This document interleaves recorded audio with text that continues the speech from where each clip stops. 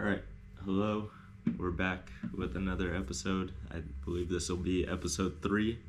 And today I'm here with my mom. I'll let you introduce yourself. What's your name?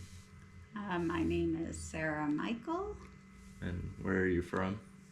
I am from Berry Creek, California, which is in Northern California. Yeah. I currently live in Magalia, California. Yeah. How long did you live in Berry Creek? I was born in the car on my way to Sacramento Hospital. But my parents lived in Berry Creek then, and that was in 1976. And so then they brought me back to Berry Creek in 1976. And I moved away from Berry Creek in 1997. So that's 21 years, I believe. And then where did you go from there? From there, I moved to Reno, Nevada, where I got married, and I had my first child, your sister, Pepper. Okay. A lot of people probably wouldn't know what Berry Creek is or where it is, what it's like. So could you tell us what Berry Creek is like?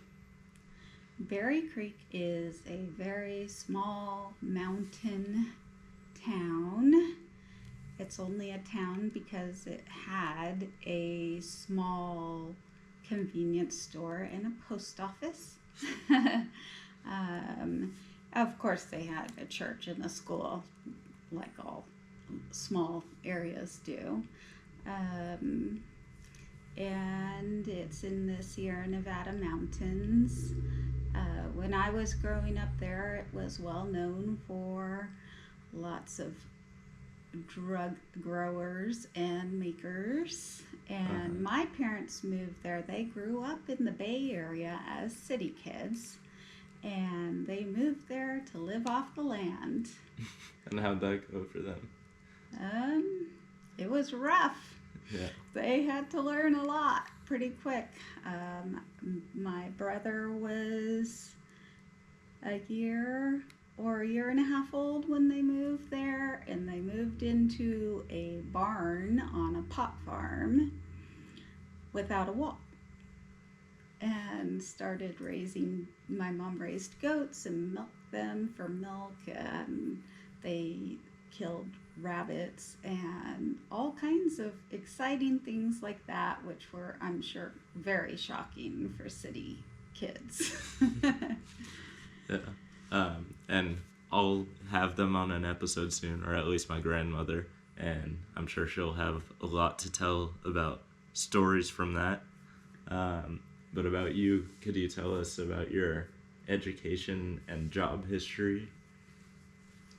Yes, I started school out in the Berry Creek school system, and I went through, I think, to either first or second grade. I don't remember exactly.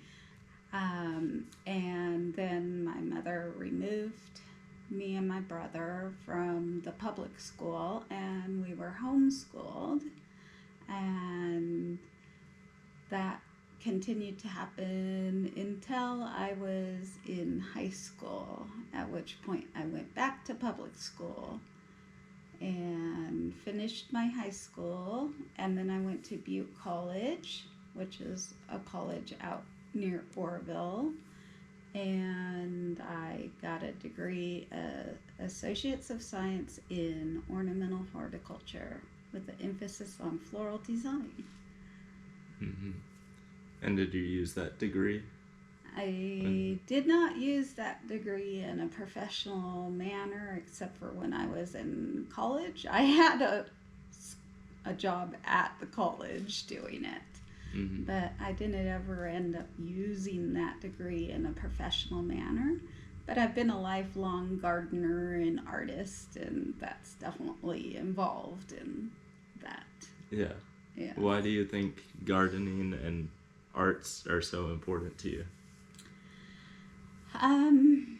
I think that gardening, growing plants is hope for the future. When you plant something, you are looking forward to having that plant either for flowers or fruit or just for visual appearance in the future. So it gives you hope, and I like to nurture things, and you nurture a garden, you nurture plants, and I also like to eat fresh foods that I grow myself. I feel like that's something that's really important for people to understand where and how food is grown. Mm-hmm. Okay. And arts, I think, is good for your soul. Yeah. It's just a good way to get out any of how you're feeling. Okay. And are you currently working? And if so, what do you do? I do have a job. I'm a substitute for the Paradise Unified School District, and I sub in the cafeteria and in classrooms as an aide or like yard duty. I do that just occasionally, part-time. My primary job that I held was being a parent to my children. I felt like that was really important, that it was my number one goal was to make sure that you and your sister had the best start to life that I could possibly help you have, and that spending that time with you, helping you get into your adulthood, was the most important thing to me. Okay. How would you describe yourself? I would describe myself as a very fluid person, someone who is not extremely detail oriented, but enjoys just kind of going with the flow. Really interested in lots of various different nature things and artistic things. With nature, is there any aspect of it that captures you the most? I find it fascinating that every time I go out for a hike or anything like that, I always see something that I haven't seen before, or that makes me wonder how that works, or why it's like that. And I am 49 years old, and I've been looking at nature closely for my whole life, and it's fascinating to me that every time I'm in nature I see something a little different. Kind of related to that, what are your hobbies? My hobbies right now, my hobbies change regularly because I like trying different things in life. But right now I'm really into gardening, vegetable gardening, and food production gardening. And I really love camping. I'm trying to get into hiking. I'd like to go backpacking. As a child, my mom used to take me backpacking sometimes, and I always really enjoyed that. So I'd like to get back into that again. And swimming, I like to swim. So just anything out in nature. I'm really interested in seeing as much of nature and as much of this world as I possibly can. What's a skill you're currently working on developing? A skill that I'm currently working on developing.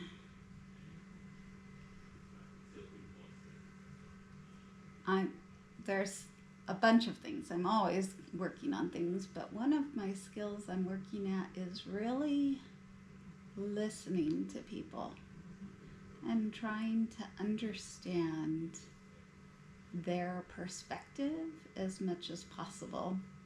I find right now, particularly in our political environment, to be a confusing time to understand where people who have such hugely different opinions than I have are coming from. I am very confused about how people can be so unaccepting of people, and so I'm trying really hard to listen and understand that better, because I think that it's going to take a lot of listening and understanding for us to make things better.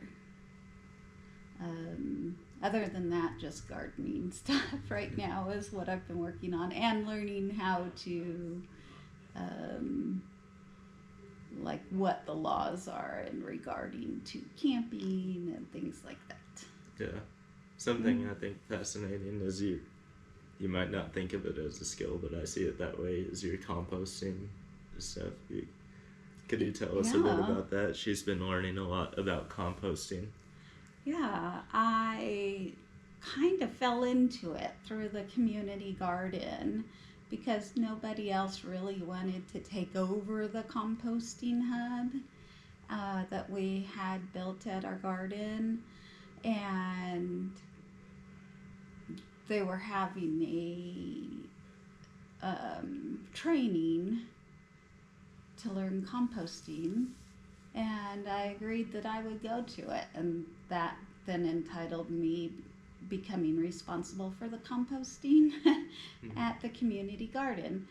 And I find it really fascinating. It's very, very interesting how it's like composting works, just turning waste back into usefulness through microbes, and is interesting. And also it's super interesting because composting is Earth's digestion.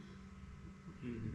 So the digestion, the way our digestive tract works, is so similar to composting. It's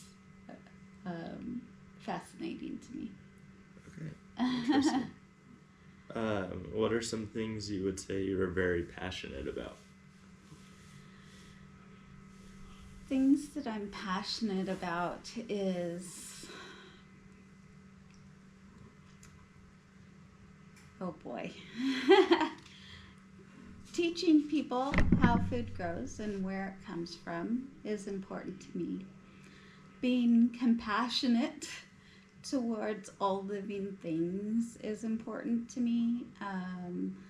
Not just other people, but also animals, living things, plants, everything I think needs compassion. Everything, there's a purpose for everything, and there's so much that we don't understand, that we need to consider all those things. And I also think that right now I am leaning more towards some political activism, just because I think we're losing so much of our democracy right now that it's concerning for me, for your future and Pepper's future. I'm concerned about it. Why do you feel like a loss of democracy is an issue for you? I feel like I'm really concerned about history repeating itself, and it looks like My primary concern with that is most of the people who I really care about are on the side that would be being attacked in this loss. People of color, people of different sexual orientation, people from different countries, people who are United States citizens losing their rights. It's really concerning to me. One thing that I know that you've asked me and I've heard talked about amongst kids your age is, why do people not like other people who have other political beliefs? And I know people who have other political beliefs that I still communicate with, but I do really struggle and don't necessarily like their political belief, because taking politics out of it altogether, if there's someone who is actively hurting people who you care and love about, truly and deeply care and love, or even just other people who you don't care about are actively being hurt by someone, how can you accept anybody supporting that person who's actively hurting them? I can't stand by and accept that. I have to do something for your future. I mean, for your father, who's not a United States citizen, who could get arrested and deported any night. It's happening in the United States. Citizens of the United States have been being arrested. And that's frightening to me. That my family, my children could get upended if we were to go into something like loss of our democracy and a dictatorship. Okay. What is your biggest long-term goal or dream?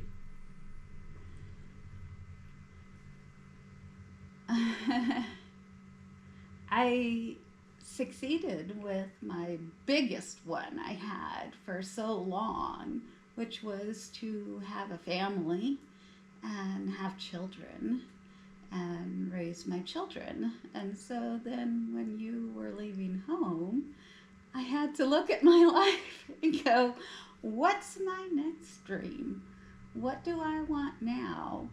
And I'm still working through that. I am exploring. Everything that I want to do is active, outside, in nature, and trying to continue to make life better for humans and other living creatures, helping the earth the way best that I possibly can. And so just continuing with that, figuring out exactly where I'm going from here, which is, I think, just to make the biggest possible impact on making things better as I can as a human. Okay. What would you say are your core values? My core value, my biggest core value, I think, is being kind, which can be really difficult, particularly with people who you don't agree with. But is really important. It's also difficult to figure out where that line is, because there's always a line between being kind and respectful to someone who doesn't have the same core values as you and not letting them tread on you. That's a hard thing. I would say that continuing to learn and grow and understand things is also a big core value of mine. It's important to try to do things to the best of your ability, and accept that you've done things maybe that are imperfect and try to improve on them. It's always just constantly improving and accepting and acknowledging and apologizing for your mistakes, and then moving forward. Okay.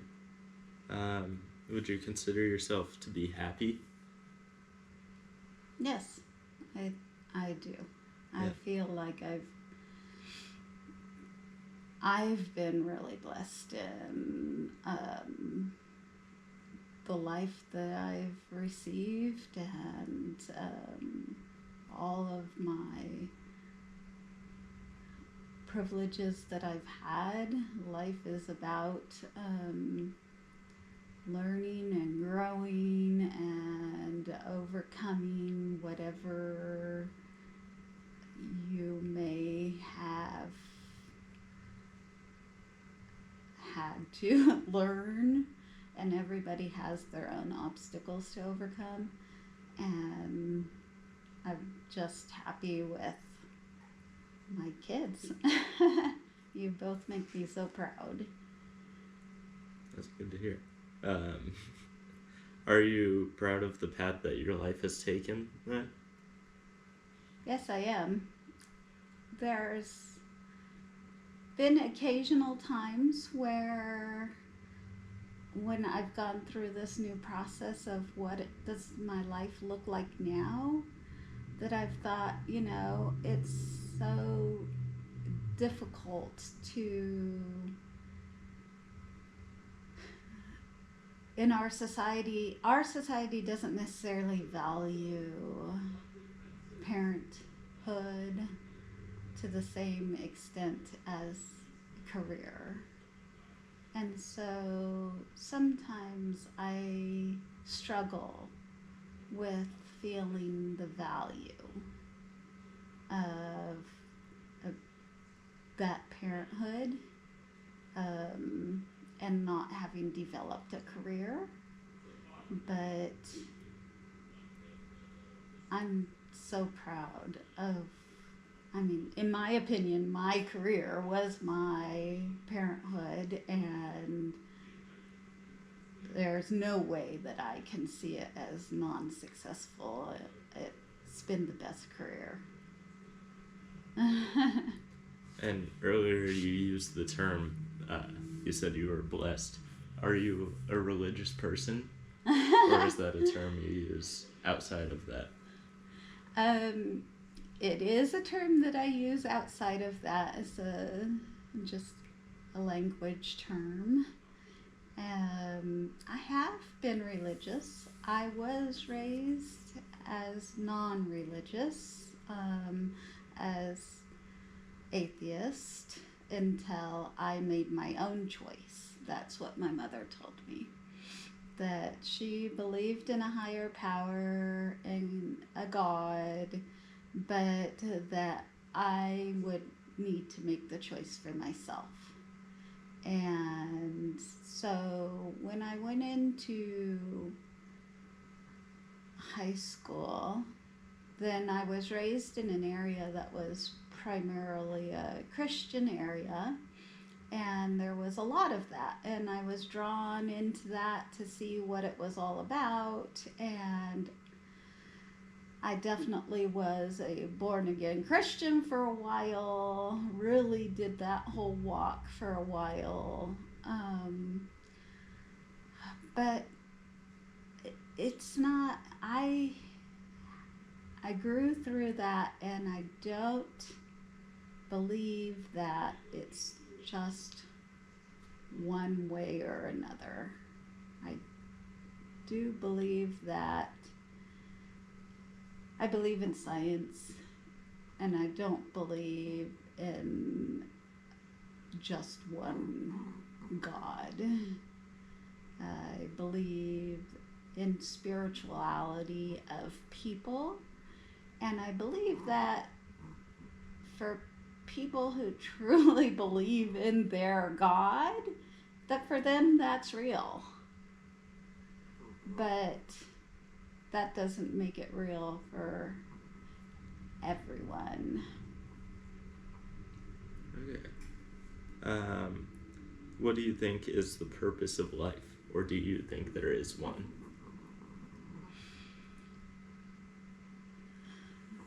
Um, I think that the purpose of life is experiencing life.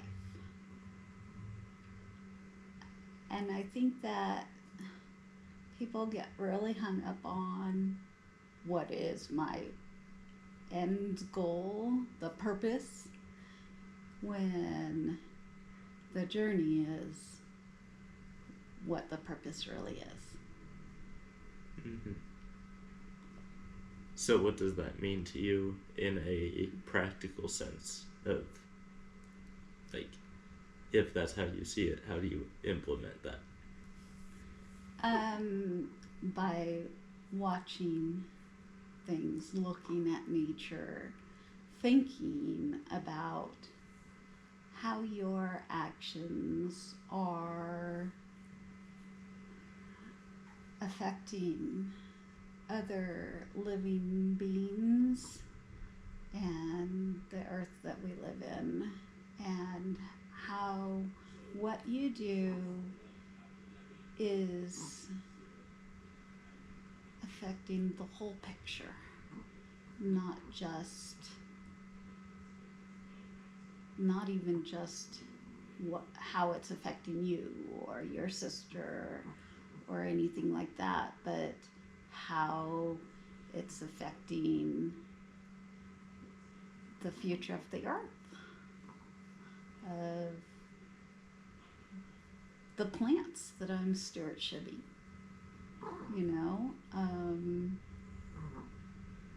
I think all of those things are really the key purpose of life is learning who you are, what's important to you, how you and your actions affect other beings and the earth, and trying to make that as good as possible. Okay. What do you think are some things that more people should realize?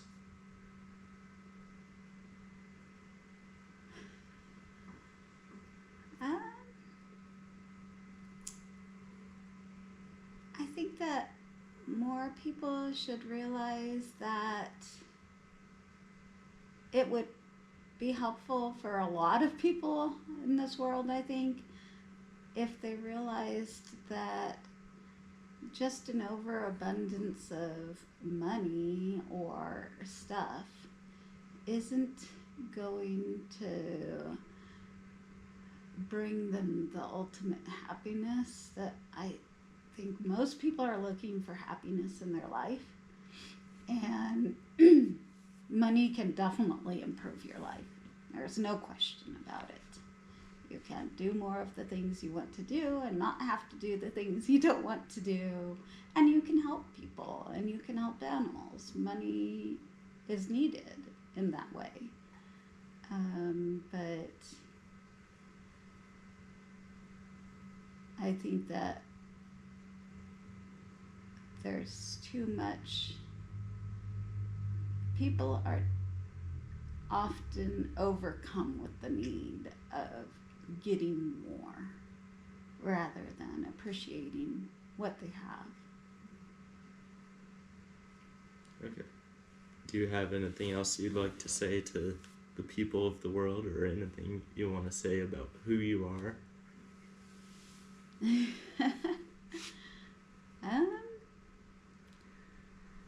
I think that we just need to try to come together as humans better somehow. And I think that most of us feel that way. Even the people who are trying to dictate or things like that, and for the most part, I think they truly want things to be better and just don't necessarily know how to achieve that, and think that by strong arming other people to do things the way they think it should be done is going to achieve that. But then, with that being said, it's hard to say, since there's, so much control. People need to learn how to let go of control and live their lives without controlling other people. But different people want different things, so that is really difficult. Just consider that you don't know, as people, we don't know everything. Mm-hmm. Okay. That's all. Well, thank you for your time. And thank you, everybody, for tuning into this. I want to introduce you all to our little dogs here. We've got Peanut, the little baby sleeping here, and Lucy. All right. Thank you, everyone, for tuning in, and I'll see you next time.